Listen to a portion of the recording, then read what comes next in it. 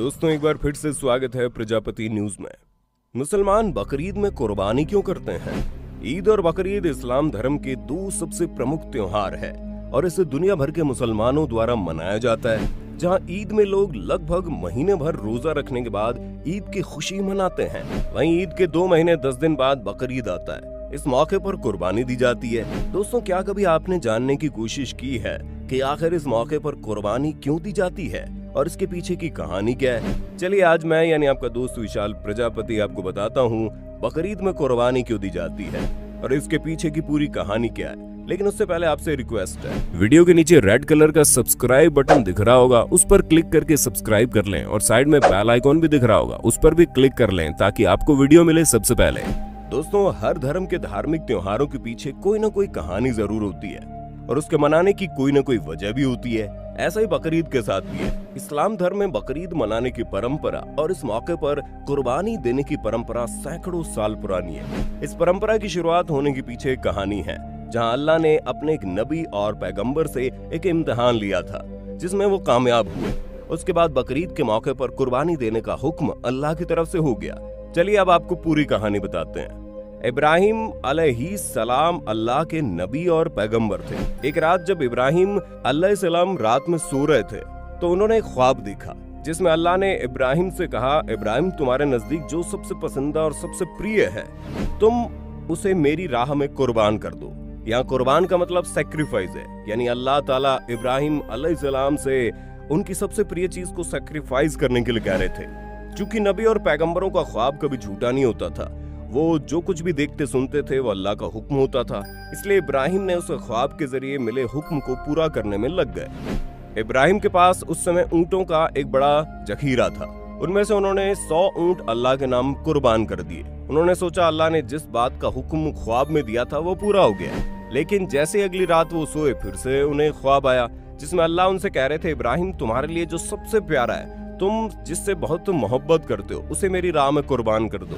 फिर से वही ख्वाब देखने पर इब्राहिम ने सोचा शायद 100 ऊंटों की कुर्बानी कबूल नहीं हुई है, इसलिए उन्होंने अगले दिन 200 ऊंटों की कुर्बानी दे दी।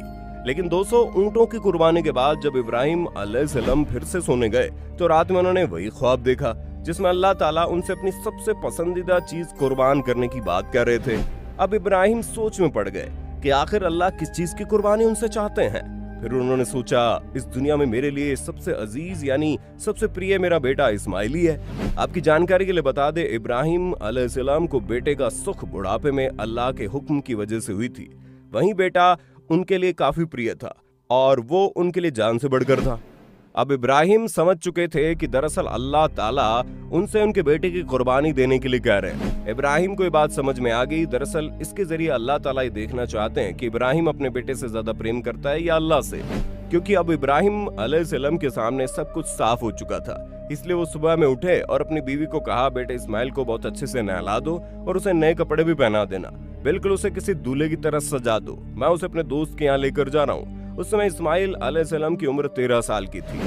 इब्राहिम अलैहिस्सलाम के आदेश के अनुसार उनकी पत्नी ने बेटे इस्माइल को नहला धुलाकर नए कपड़े पहना दिए और उन्हें खुशबू भी लगा दी और फिर इस्माइल को अपने साथ लेकर इब्राहिम एक पहाड़ की तरफ चल दिए। इब्राहिम अलैहिस्सलाम नियत कर चुके थे कि वो अपने बेटे की कुर्बानी अल्लाह के लिए देंगे, लेकिन इधर शैतान भी अपने काम पर लग गया।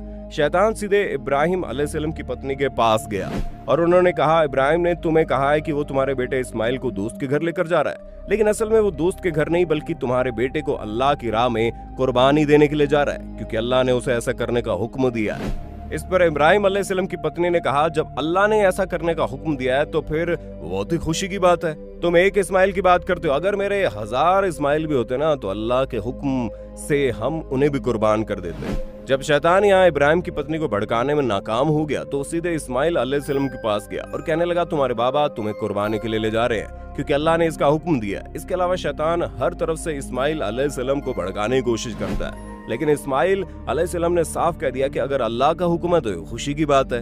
यहाँ भी जब शैतान नाकाम हो गया तो वो इब्राहिम अलैहिस्सलाम को भड़काने लगा, तुम आखिर अपने बेटे की कुर्बानी कैसे दे सकते हो, क्योंकि बेटा तुम्हें बुढ़ापे में मिला है और इसके अलावा तुम्हारी देखरेख करने वाला कोई नहीं है, बुढ़ापे में तुम्हारी खिदमत के लिए कोई नहीं होगा, तो तुम बेटे की कुर्बानी मत दो।